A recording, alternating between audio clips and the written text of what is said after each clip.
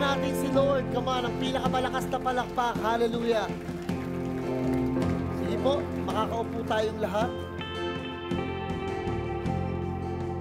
Alam nyo, naniniwala po ako na si God, hindi ho talaga siya maikukulong sa isang lugar, sa isang aklat ng Bible, or sa isang tao.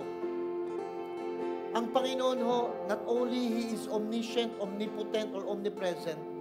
Ibig sabihin ng omni, sumasalahat, all-powerful, all-knowing, and all-present God, and everywhere. Kung ganun ang pagtingin natin sa Panginoon, alam nyo, ang lagi nyong may isip that He can always speak in different ways.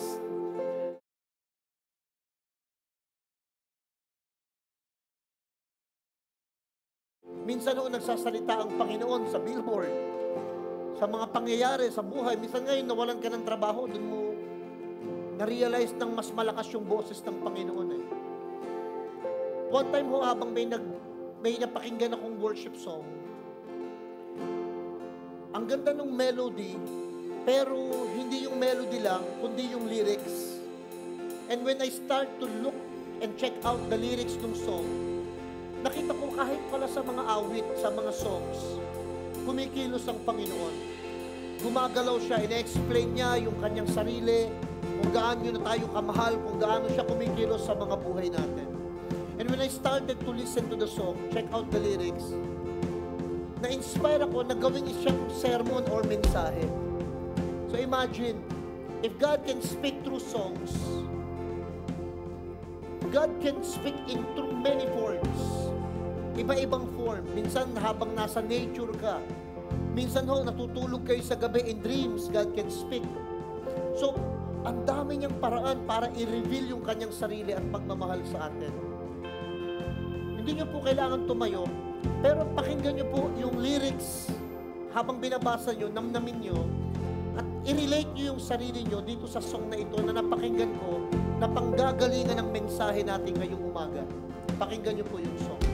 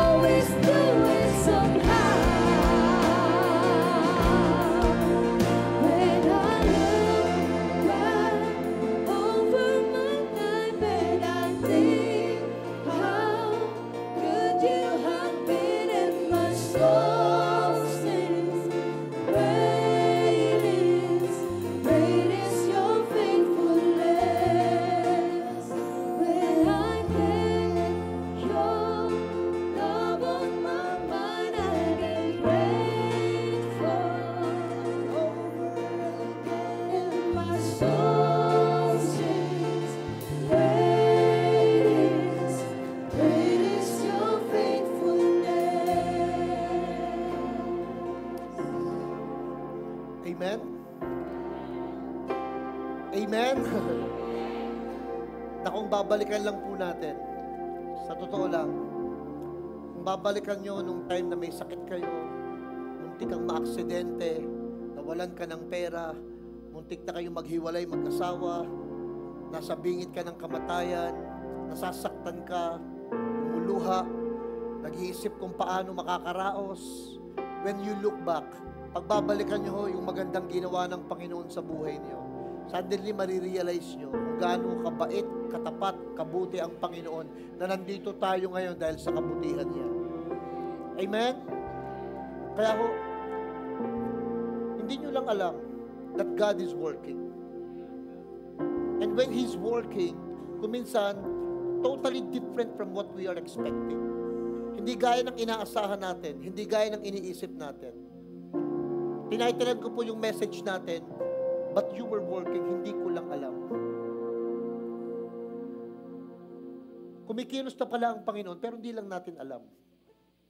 Sa totoo lang ho, kadalasan ganun. Sa 10,000s na move ni Lord, maaring 3 lang yung aware tayo. Sa libo-libong bagay na ginagawa niya sa buhay natin, siguro ang alam lang natin, yung mga 1, 2, 3 na nag-provide siya, pangalawa na nagpagaling siya, pangatlo na nag-intervene siya, yung malapit ka na, muntik ka na, biglang, yung mga ganun lang, pero behind it, behind the scene, napakarami po. Napakarami niyang ginagawa. Kaya sabi ng Romans 8:28, and we know that in all things, God works for the good of those who love Him, who have been called according to His purpose. Ang sinasabi ng Panginoon, lahat daw nagkakalakip-lakip sa mga nagmamahal sa Kanya, tinawag ng Panginoon. So kung may hindi magandang nangyayari sa inyo, baka mamaya, yung hindi magandang nangyayari, yan pa yung magiging dahilan para maging maganda yung nangyayari. Baka mamaya yung pagkakatanggal mo sa trabaho, pagkakaloko sa iyo, baka yan pa yung magpapalaya sa iyo para mabuksan yung mas magandang pintuan, pagkakataon ng buhay natin. Kaya all things will work together.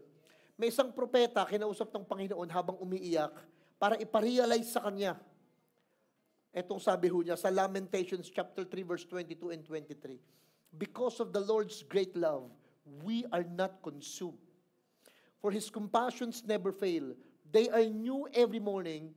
Great is thy faithfulness. Alam niyo kung sabi ng propeta, kundi lang dahil sa Panginoon, wala ka na. Ubus na tayo. Lagapak na tayo. Sadsad na tayo. Hindi na talaga tayo makakatayo. Pero dahil napakabait lang ng Panginoon, hindi na nga tayo tapat-tapat pa rin siya. Dahil napakabait lang ng Panginoon, talaga hong hindi niya tayo pinarurusahan sa bagay na deserving tayo. Natutuwa ba kayo na hindi lahat ng mali mo, sagot niya kagad kamalian din sa buhay natin? Buti na lang, hindi tinatapatan ng Panginoon yung mga bagay na nagagawa natin, no? Why? Because His faithfulness, His love, His compassion, malayong-malayo sa kabaitang meron tayo. Kaya ako talaga kumbinsido ako na kaya ako napapagpala, hindi dahil sa mabait ako, matapat ako, o maayos ako. Kaya ako napapagpala dahil mabait siya, tapat siya, at talagang mapagmahal siya.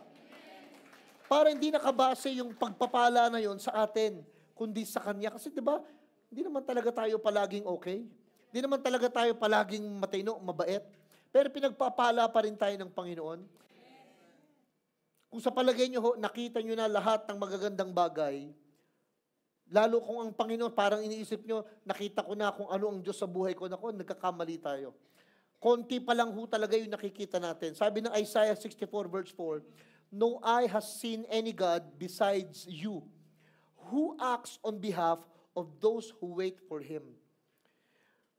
Sa mga nag-iintay sa Panginoon na may kumilos siya, alam nyo, sa totoo lang ho, matagal nang kumilos si Lord. Yung iba, intay ng intay na may gawin, pero marami na pong ginawa si Lord. Yung iba, intay ng intay ng kanyang pagdating, pero sa totoo lang, hindi yung pagdating niyang dapat natin pinananabikan. Ang pinananabikan dapat natin, yung araw-araw na bumabangon tayo para ma-share sa mga tao yung pagmamahal ng Panginoon. And to be honest with all of you, minsan nag-iintay tayo ng revival, pero ang totoo, ikaw ang revival ni Lord. Tayo mismo yung revival na yun na magre-revive sa mga tao. Tayo yung kilos at galaw ng Panginoon para maramdaman ng mga tao kung sino siya. Pero ang nasa isip natin, Lord, nag-aantay kami sa iyo. Ang totoo, Si Lord na ang nag-aantay sa atin ngayon para ipadama natin yung bagay na patuloy niyang binubuhos sa buhay natin. Yung song na kinanta natin, Great Is, pinipaint niya yung totoong picture ng reality ng nangyayari sa mga buhay natin. Kasi sa totoo lang, we all facing every day. Kung di man every day, baka sa inyo, at least weekly or monthly or yearly. Sana nga ganun kadalang.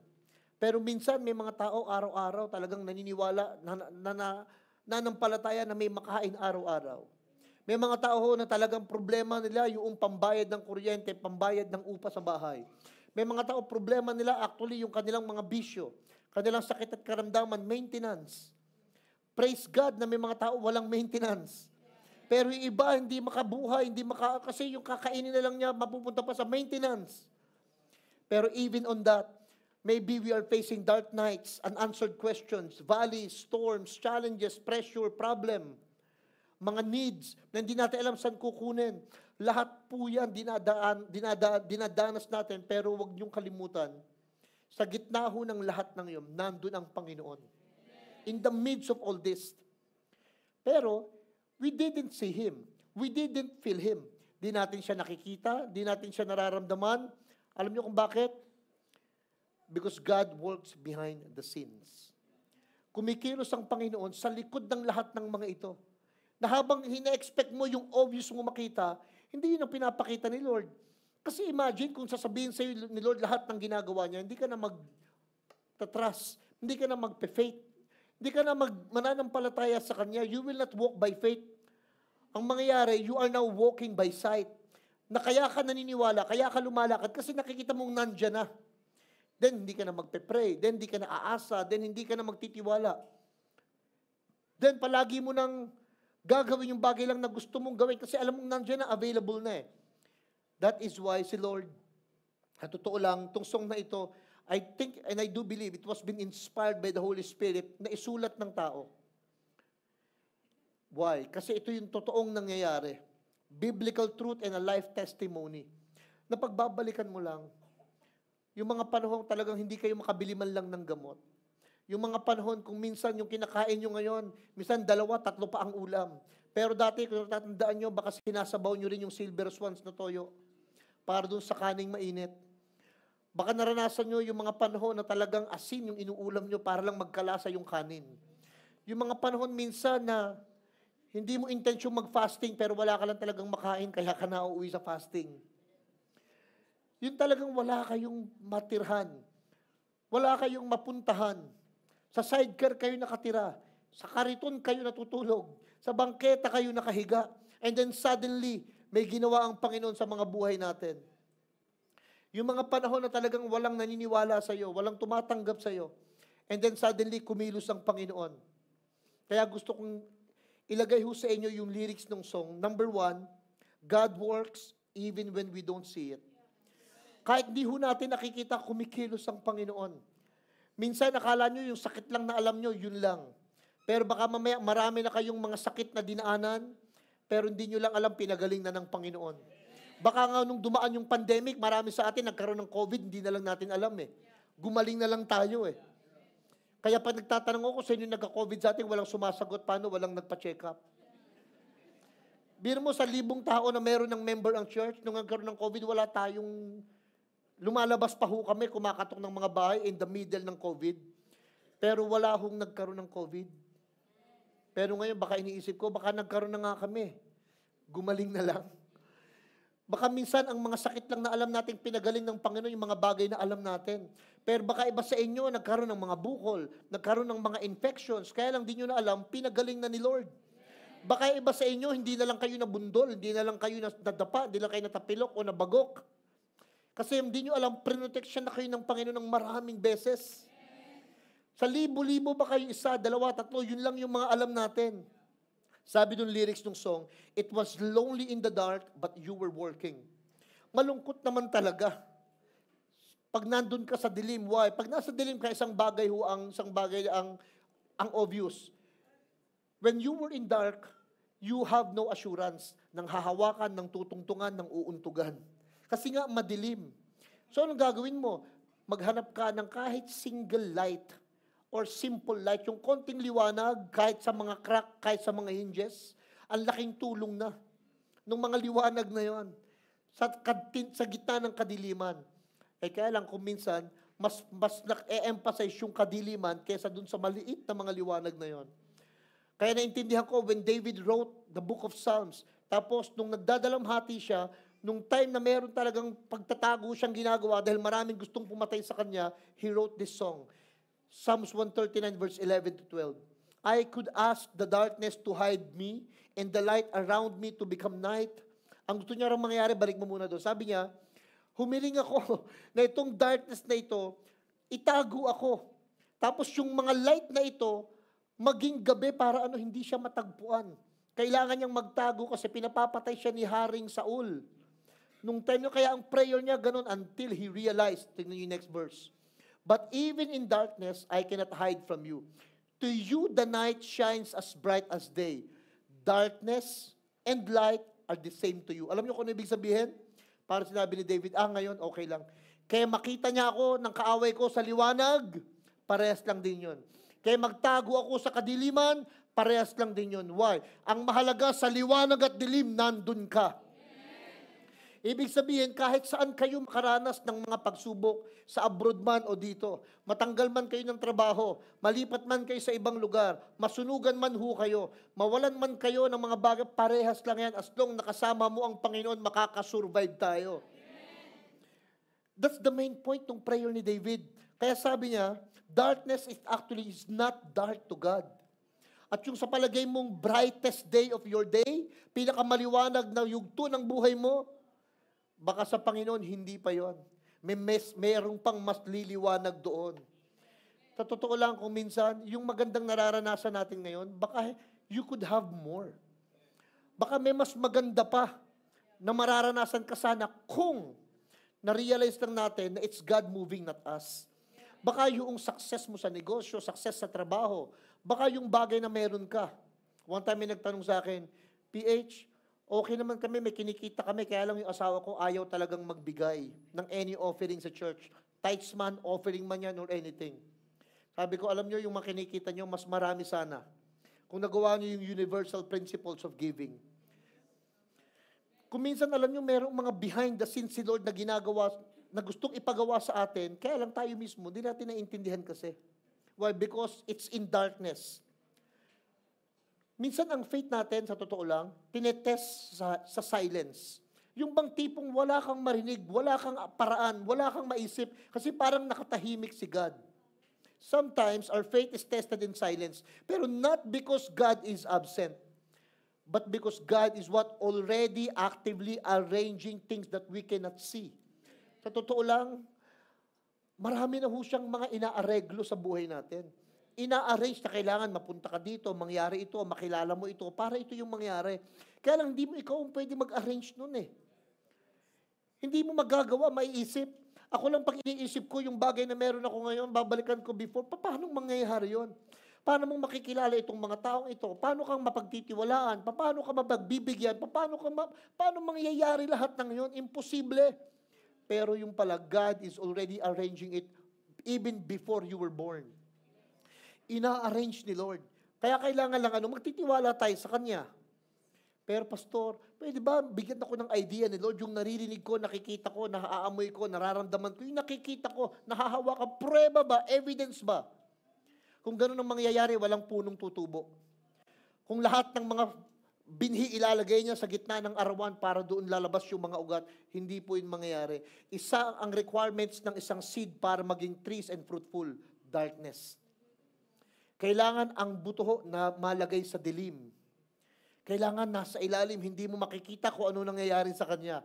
Wala kang naririnig, wala kang naaamoy man lang, pero something on the inside of those soil, sa gitna po ng madilim na yon, dun may ginagawa ang Panginoon na paglalim. Dun may ginagawa ang Panginoon na pagyabong. Hanggang sa one day, na-enjoy mo na yung fruits ng darkness na pinagdaanan mo. May enjoy mo na yung pain. Kasi alam nyo, hindi ma-appreciate yung healing pag di mo nararamdaman yung pain. Yung iba, kaya gano'n na lang gumastos kasi hindi naman sila ang naghirap eh. Pero pag naintindihan mo how hard it is para magkapera muna, hirap na hirap kang gastusin yun. Kasi alam mo, grabe yung pinagdaanan mo dun eh. Hindi yun madali. Kaya, sabi ni Charles Spurgeon, never interpret silence into God's absence. Pag tahimik ang Diyos, hindi ibig sabihin wala siya doon. Pag hindi mo nakikita, nagsasalita siya sa finances, sa relationship, sa sickness, sa dreams, sa hopes, sa frustrations ninyo, and then we are asking, Lord, dapat ito yung mangyari, ito, ganyan. Pero walang naririnig. Wala bang Diyos? Absent ba siya? Nung time na muntik nang lumubog yung bangka, na sinasakyan ng mga disipulo dahil sa lakas ng alon at hangin, wala ba ang Diyos doon? Nandun si Lord, tulog. Kaya hindi ibig sabihin, silent siya, tahimik siya, wala siya doon. Hindi ho dahil nagka-cancer kayo, na-aksidente kayo, nasunugan kayo, o namatayan kayo. Hindi dahil ho nawalan kayo, naloko kayo, o kung ano man hindi magandang nangyari sa buhay niyo, wala na si God. God is there in the midst of those trouble. Nandun ho si Lord sa kalagitnaan ng mga time na yon. Pag hindi nyo mapagtiwalaan yung kilos ng kanyang kamay, pagtiwalaan nyo po yung puso niya. If you cannot trust His hand, trust His heart. Minsan, alam nyo, parang totally against doon sa gusto nating mangyari.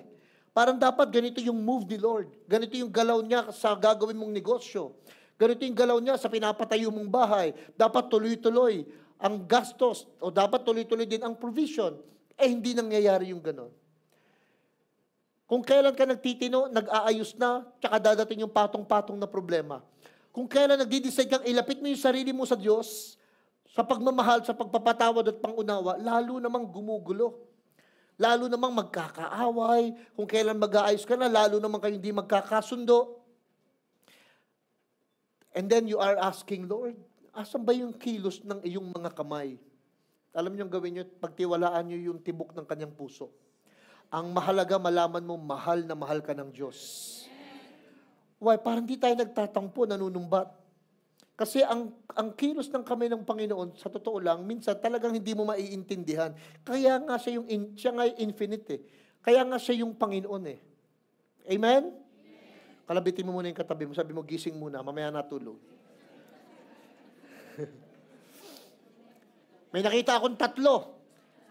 Gusto nyo ba ituro ng kamay ko? Natutulog? Huwag na. Nakita naman ang katabi nyo. But look at me. Tingin po kayo kay Pastor. God uses pain for purpose. Pagka kayo nasasaktan, may dahilan yon. Kaya naman, please, lagay ho natin sa sarili natin yon. Ang mga alam ko, masama bang umiyak? Pero wag naman kayong konting kibot iyak. Lagyan nyo naman ng lalim yung luha natin. 3 klase ang luha eh. Tears of joy, tears of pain, at saka tears of shame. Yung isa lumuluha ka kasi masaya ka, tears of joy. Yung isa lumuluha ka kasi nasasaktan ka, pero may mga pagluha ng kahihiyan. Pero wag naman yung dahil lang hindi ka pinansin, hindi ka nag-reply, hindi na-replyan, umiiyak ka na. Nawalan ka lang ng trabaho ng konti, kung makahagulgul ka, wagas. Lagyan po natin ng lalim, ng weights, ng reason, meaning, purpose, yung mga pag-iyak natin. Mag-mature tayo when it comes to iba nga sa inyo, wala namang kaano, pero pagka nalasing, nag-iiyak eh. Naintindihan ko, pag nanonood kayo ng mga K-drama, naiiyak kayo. Alam niyo kung ba't kayo naiiyak pag nanonood kayo ng drama? Kasi nakikita nyo, yung nangyayari sa totoong buhay, nangyayari sa TV. At yung nangyayari sa mga pelikula, nangyayari sa totoong buhay. Ang tawag doon, nakaka-relate kayo. Pero hindi ibig sabihin, pag may nakita kayong kontrabida sa pelikula, pag nakita nyo, sasabunutan nyo. Alam niyo ba testimony ni Bella Flores? Na nagulat daw siya, may bumato sa kanya ng tubig, galon ng tubig sa ulo. Why? Sobrang galit, apektado ng pelikula, nung makita siya sa personal. Alam niyo, sa totoo lang, yung nangyayari yung sa ibang tao, huwag niyong masyadong pinepersonal. Huwag niyong tinetake personally yung mga bagay na nangyayari sa kanila na ginagawa sa inyo.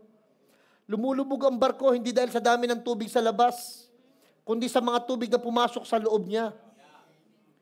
Dapat magpapayagan natin basta konting pain, konting blaming ka agad ang ending. Huwag naman sana na konting pain, offend ka agad. Walk out ka agad. Nasaktan ng konti, aalis, magtatampo. Madadama yung ibang tao. Pag may pain kayo, alam nyo, the show must go on.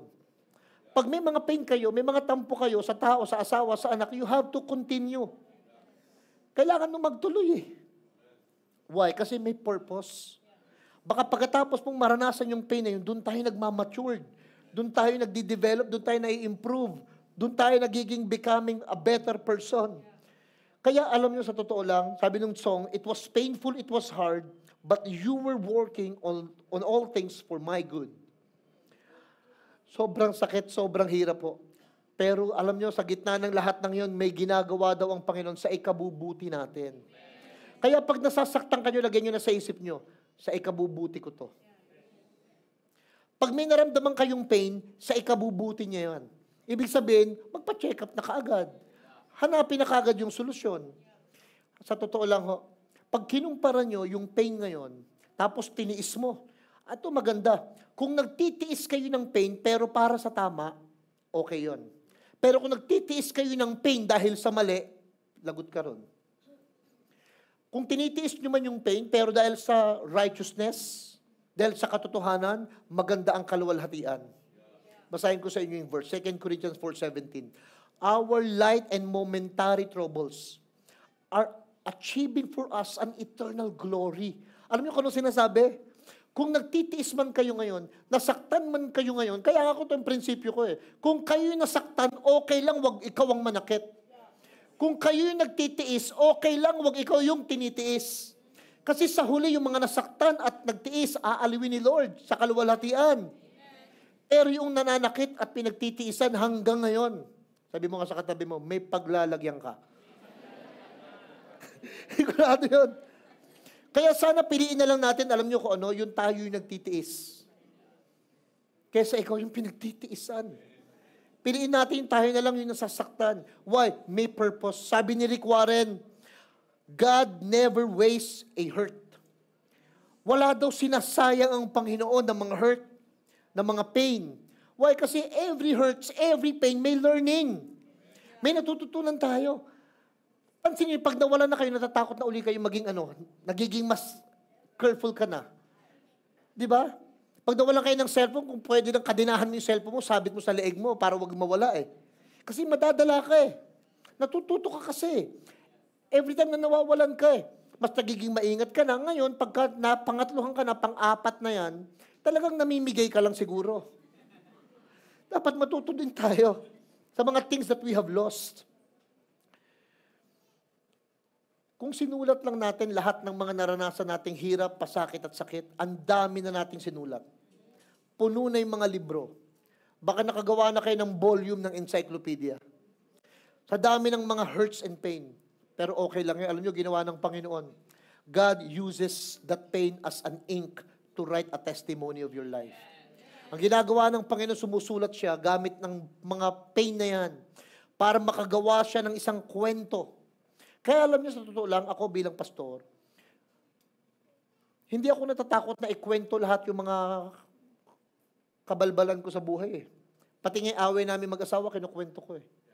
Why? Because when you share a testimony, nakaka-relate yung mga tao na, o nga, tao din pala siya. Kung si pastor nagkakamali, so okay lang pala din na natututo ako ngayon. Why? Because it becoming a journal.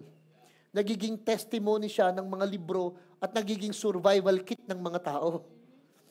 Yung mga pain mo, yung mga problema mo, nagiging challenges sa'yo, pero nagiging strength sa mga tao. Yung mga wounds mo, mga pain mo, nagiging healing sa mga tao. Gusto nyo ba yun? Yung burden nyo, maging blessing sa iba? Ang ganda nun, di ba? Yung kabigatan mo, ikaw yung nabigatan, pero sila yung nagpapasasa. Ikaw yung naghihirap magtrabaho, pero yung mga anak mo, nagpapabili lang ng iPhone. Kumbaga, ang magandang arrangement yon. Why? Kaya wala ho talagang waste ng mga pain. Pag dumaan kayo sa mga hurts and wounds na yan, sugat po na yan, hinanakit, alam nyo kung ano makikita nyo? Sa lahat ng nasugatan, paglipas ng panahon, ano makikita nyo? Sabihin nyo nga po, peklat. Alam nyo ang proof ng peklat? God heals. So if you have scars, it shows or it proves that God heals. Lahat po ng mga sugat na healed, proof yan na sa tuwing babalikan mo. Pag may mga tao kayong nakitang nakasakit sa inyo ng sobra, tapos biglang nakita mo uli siya, pakiramdaman mo yung sarili mo. Naaalala mo yung pain, pero hindi mo na nararamdaman. I remember the boy, but I don't remember the feelings. Ay, matatanda lang nakakaalam nung kanta na yon. Yung mga nasa 40, yung mga 20 anyos, di nila alam yon. Minsan may makikita kang mga tao na mariremember mo talaga yung ginawa niya. Matatandaan mo talaga, anak ko, itong taon to ang sumira talaga ng buhay ko. Itong taong ito ang nag-chismis sa akin. Pag nakita mo siya, naku, itong taong ito hanggang ngayon. Yung utang niya, grabe. Minsan may mga ganun ka maalala eh. Sabi ng isang babae, Iha, ano ba ang nangyari sa'yo? Ba't nagkaganyan ka? Ano ba ang nasa isip mo? Nasa isip ko po yung pamilya ko. Bakit nasaan ba ang pamilya mo? Nasa isip ko po. Nabaliw na. Nabaliw na yung babae. Kakaisip. Nagkaroon na ng trouble. Alam niyo kung bakit hindi nag-healed? Pag may nakita kayong mga tao na mga nakasakit sa inyo, tingnan niyo yung sarili niyo. Nag-healed ba o hindi? Dapat pag nakita niyo sila, lalagay mo sa sarili mo, wala na. Yes, maaalala ko yung mga ginawa niya sa akin, pero wala ng effect. Tignan mo lagi yung mga sugat niyo na in the future will be as scars and turn to God's healing. Tignan niyo palagi yung mga nakakasakit sa inyo ngayon at sasabihin niyo, pagkalipas ng ilang linggo, depende sa'yo, ilang buwan, depende sa'yo, o ilang taon, depende sa'yo. So pansinin niyo, yung pagpepeklat ng sugat mo, hindi nakadepende kay God, sa'yo. Because the Lord will heal it instantly. Kaya naman ni Lord gawin yun eh. Na paggalingin yung sugat. Alam mo sino nagpapatagal? Turo mo yung katabi mo, siya po. Ang nagpapatagal ng sugat sa inyo, ikaw rin. Why? Kasi kutkut ka ng kutkut. Kalkal ka ng kalkal sa sugat mo. Alam niyo ba yung mga sugat yung patuyo na sana? Gagaling na sana yun, kaya lang kinukutkut mo na naman eh.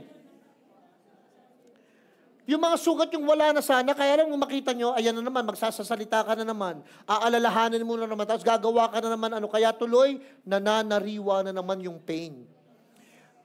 Kaya ang gawin nyo ganito, pag may mga tao, sitwasyon, pangyayari na maaalala nyo, lagay nyo sarili nyo, healed na nga pala ako.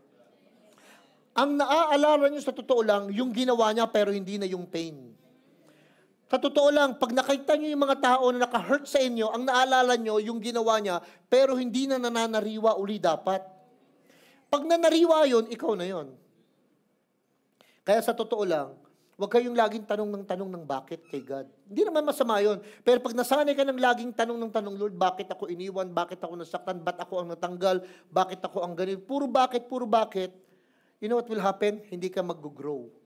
Kasi lagi kang nakadepende na ipaliwanag sa iyo ng Diyos. Hindi niya nga trabaho yung na-explain sa iyo. Ang trabaho niya, i-prove sa iyo, pero hindi ngayon. Ang gawin mo lang, magtiwala ka sa Kanya.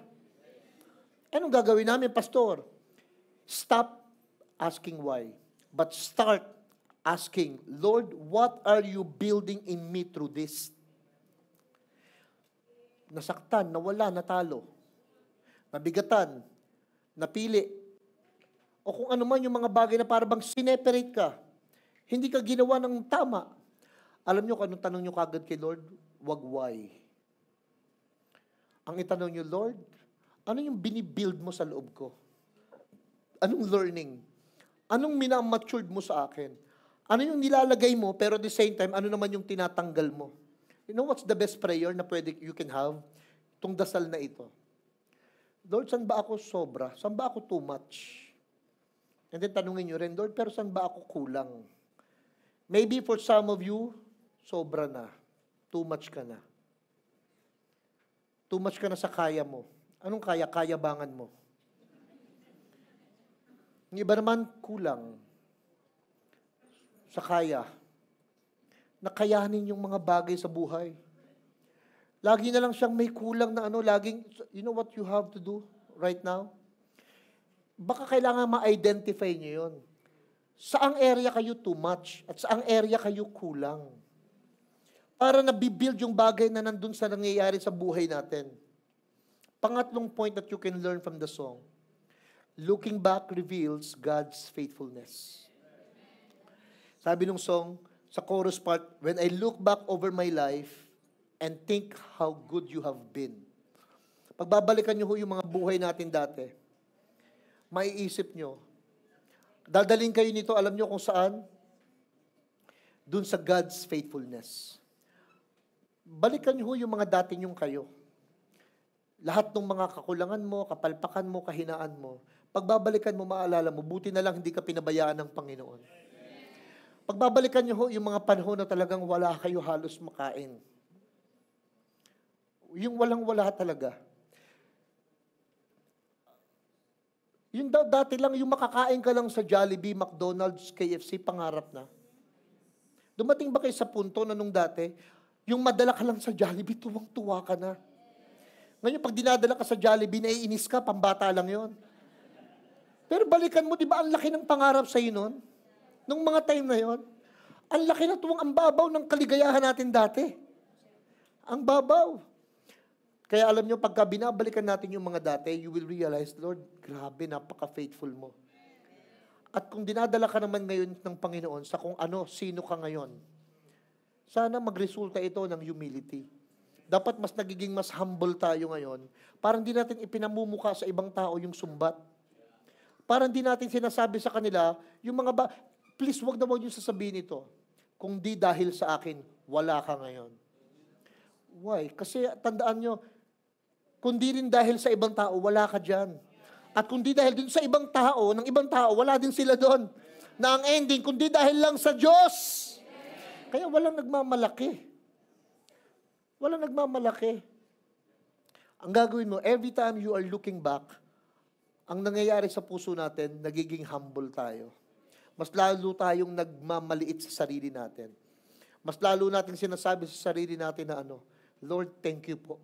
Buti na lang. Nung panahon na yon, nung nangyayari yon, hindi mo ako pinabayaan. Kaya nakaraos ako. Kaya nakamove on ako. And eto ka ngayon. Tapos habang may tinatanaw kang maganda in the future, always make sure na your feet are always standing on the ground. Pag may pupuntang kang kinabukasan, lagi mong titignan yung paa mo nasa lupa pa din.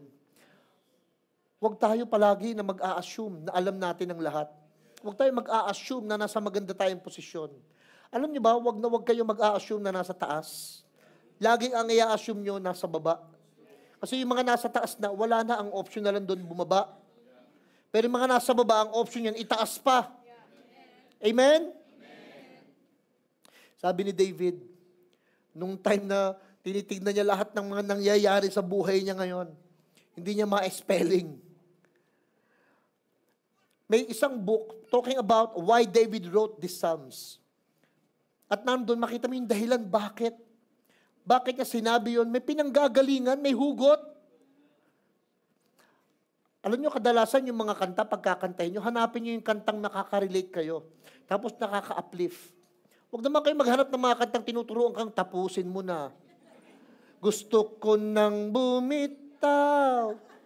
Huwag kayo magkanta ng mga play up nyo sa isip nyo, yung mga gusto nyo nang umayaw, gusto nyo nang bumitaw, gusto nyo nang magpakamatay. May kanta, gusto ko nang mawala. Pagod na ako. Huwag yung mga i-play up nyo kasi maaapektuhan kayo. Alam nyo, pag nagpe-play up kayo, magiging ganun kayo. Kaya huwag kayong play up sa isip nyo. Ang ginawa ni David, alam nyo kano, basahin natin yung kanta niya. Psalm 77, verse 11 to 12. But then I recall all you have done. Bumibigay na si David, tindi na ng mga nararamdaman niya. Sabi niya, but then I recall. Binalikan ko, nirecall ko, all you have done, O Lord. Ano naalala niya? I remember your wonderful deeds of long ago. Tignan niyo sa verse 12. They are constantly in my thoughts, and I cannot stop thinking about your mighty works. Pag binalikan daw natin, ang isipin natin, lahat ng magagandang bagay na ginawa ng Panginoon sa buhay natin. Then yung isip mo, magpe-play ng magaganda. Mag-iisip ng magaganda. At pag binabalikan mo na yung mga dating walang-wala ka, tapos meron ka na ngayon kahit papano, tumaas ka ng kahit konti, you know what will happen? Nagkakaroon ka ng gratitude. At yung gratitude mo will grow when you rehearse God's past faithfulness. Alam nyo kailan nagkakaroon tayo? Alam nyo yung gratitude? Dalawang salita yan, great attitude.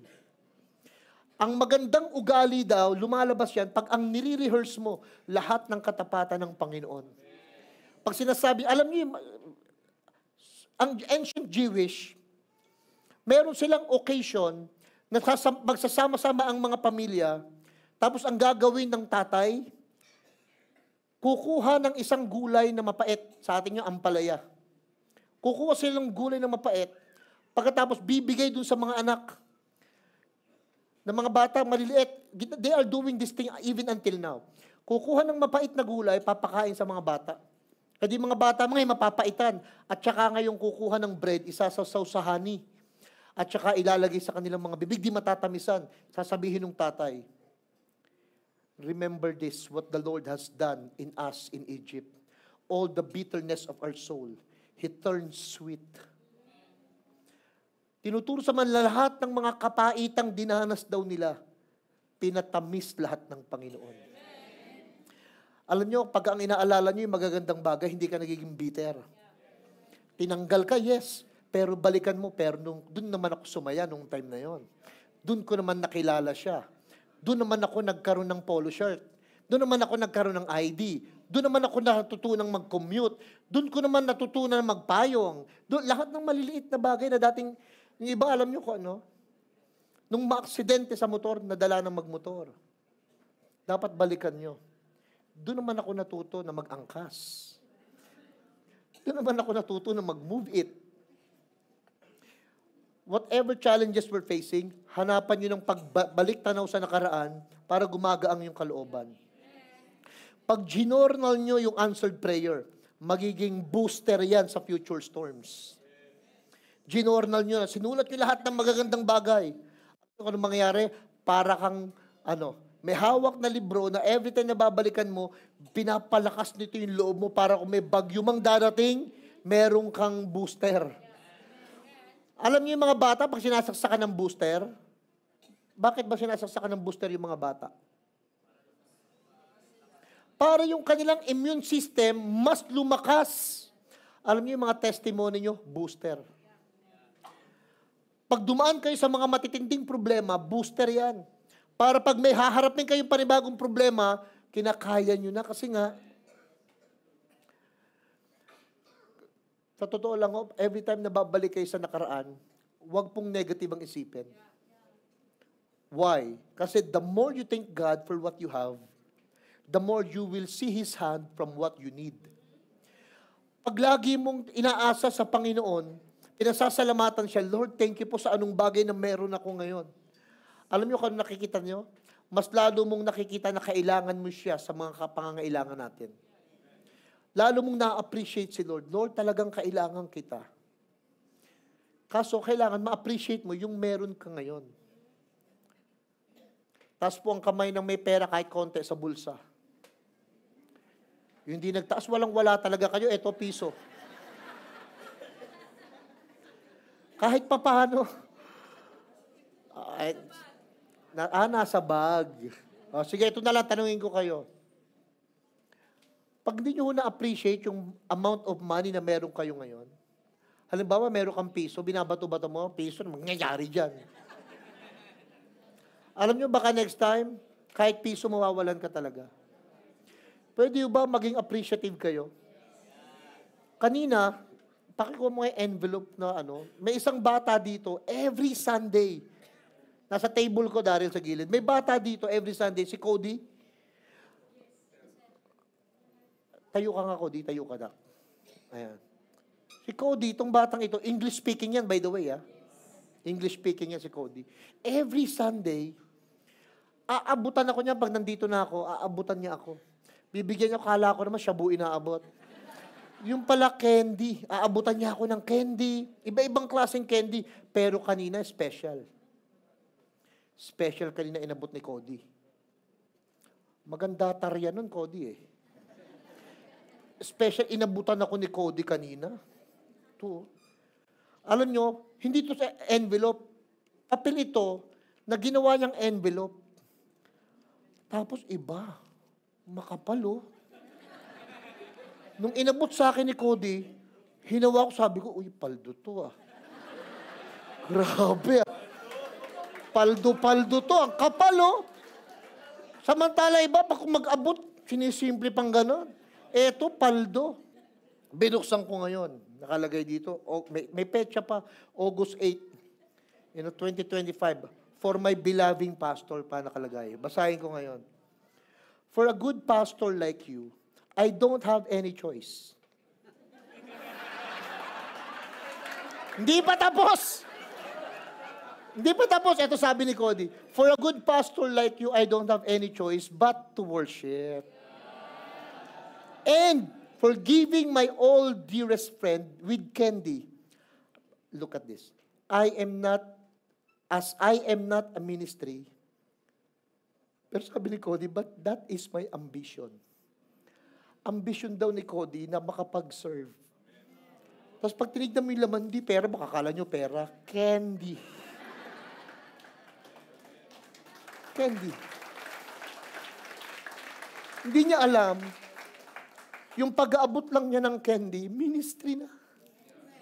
Ministry na yung pag-aabot niya ng candy. And I appreciate this. Itong bagay na, candy lang yun eh.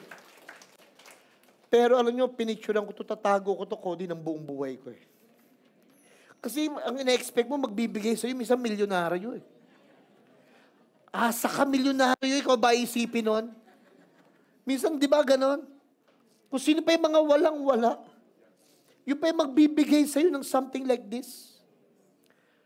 Minsan, ang ina-expect natin, mga people na talagang with money, with everything, pagka ako nanghihina, pagka ako nalulungkot, pubuksan ko ito eh. Kaya Cody, hindi ko kakainin tong candy. Itatago ko ito. Pagka nalulungkot ako, babalikan ko itong envelope na ito. At sasabihin ko sa sarili ko, pag mapait na yung nararanasan ko, may matamis akong candy. That will suit. That will make my heart soft again. Pag tumitigas na yung puso ko, tumitigas na yung ulo ko, babalikan ko yung tamis ng buhay. Na may mga tao na hindi ka pwede mag-give up kasi may mga taong tumitingin sa'yo. May mga taong umaasa sa'yo. Kung may anak kayo, umaasa sila sa inyo. Kung may mga tao sa buhay nyo, tumitingin sila sa inyo. Nasasaktan tayo, yes. Pero when you look back, papasalamatan mo yung mga moment na hindi kayo sumuko. Amen? Papasalamatan nyo yung maliliit na bagay, hindi talaga malalaking bagay. You know what? If you will not appreciate the small things God is doing, you will never be appreciative sa mga malalaking bagay. Appreciate natin yung mga small things like this. Small things, and you will see. Kantayin natin yung chorus part. When I look back over my life and I think how good you have been, and my soul sings, great is your faithfulness. When I get your love on my mind, I get grateful all over again, and my soul sings, great is your faithfulness. When I look back over my life and I think how good you have been, and my soul sings, great is your faithfulness. When I get your love on my mind, I get grateful all over again, and my soul sings, great is your faithfulness. You know what I want you to do? Every time na babalikan nyo, wag lang laging maganda. You can even try to remember those hurts and pain. Hindi para sariwain ulit. You know, you are not coming back to hurt yourself.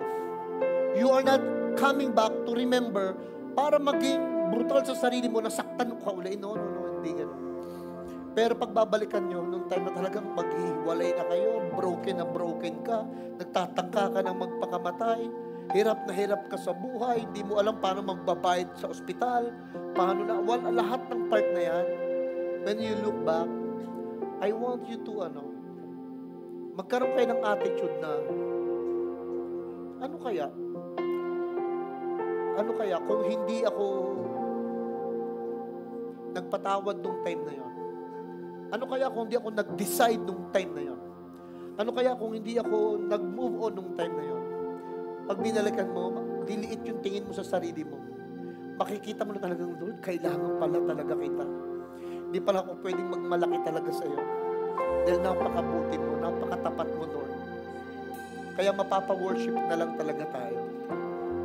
Dahan-dahan tayong tumayo. O, ngayon, paano, pastor? Ito naman yung nararanasan ko ngayon, hindi ko gusto. Ito naman ang promise sa inyo ni Lord. Ito naman ang pangako ni Lord. He will turn it around. Amen? You turn it around. You turn it around. Hindi ko man alam kung kailan. Don't know how. But you will always do it.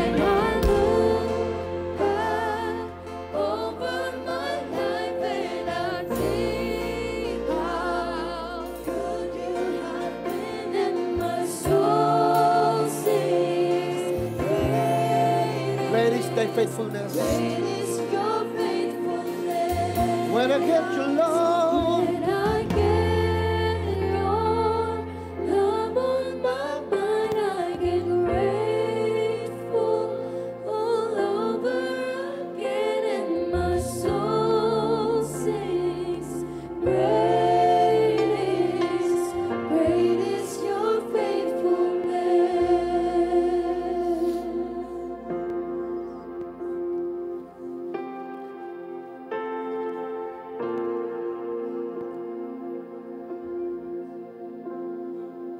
every head bow and eyes closed.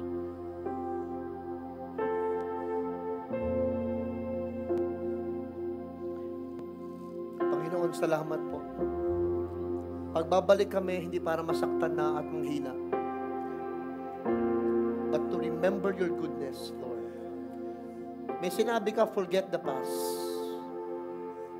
Pero Lord, at the same time, what we are trying to remember now, your faithfulness, your goodness, your love, Lord, your love. Salamat po sa hindi pag-give up sa amin. Salamat po sa patuloy mong pagtitiwala sa amin. Salamat po sa patuloy mong pagmamahal sa amin. Salamat po sa patuloy na pagpapatawad sa amin. Salamat po, Lord. Malaki man o maliit, obvious man or hindi, meron man o wala, malaki man o maliit, we will always appreciate your goodness, Lord. We will always look back and say, thank you for your faithfulness. Thank you for your goodness. Thank you for your anointing. Thank you for your provisions. Thank you for your protections. Thank you for your healing. Thank you, Lord, for miracles. Thank you, Lord, for the family. Thank you, Lord, for the church. Thank you, Lord, for the leadership. Thank you for the word. Thank you, Holy Spirit. Thank you. Thank you, Lord. Thank you, Lord. Thank you, Lord. Hallelujah. Hallelujah. We appreciate you, Lord. And we appreciate each other. We appreciate this time, Father God. We appreciate it, Lord. Salamat po. Binabalik namin sa iyo ang papuri, pasasalamat at pagsamba namin sa matamis na pangalan ni Jesus. Ang lahat ay magsabi ng New Life Tondo, my family, my home. Alam mo, nakakataban.